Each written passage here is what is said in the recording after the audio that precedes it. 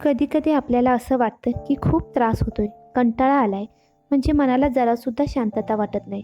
मन खूप अस्वस्थ झाल्यासारखं वाटतं. काय करावं, कुठे जावं की मग जीवाला थोडी शांतता मिळेल, थोडा आनंद मिळेल. तर त्यावेळेला तुम्ही एक काम करा. अशा एका ठिकाणी जाऊन बसा की जिथे तुमच्या आजूबाजूला कोणी नसेल, फक्त तुम्ही एकटेच तिथे असाल. अशा ठिकाणी तुम्ही जाऊन डोळे शांतपणे मिटून घ्या. डोळ्यासमोर अशा काही आठवणी आणा की ज्यामुळे तुम्हाला बरं वाटेल. जसं की तुम्ही तुमच्या आयुष्यात सगळ्यात जास्त आनंदी केव्हा झाला होता, किंवा अशी कोणती ती गोष्ट आहे की ती केलेला तुम्हाला अभिमान वाटतो.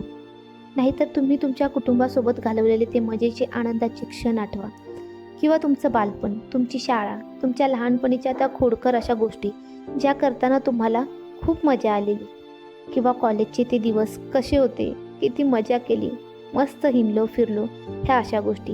किंवा मग तुमचं ते पहिलं प्रेम. अशा अनेक गोष्टी आहेत ज्या तुम्ही विसरलेला असता.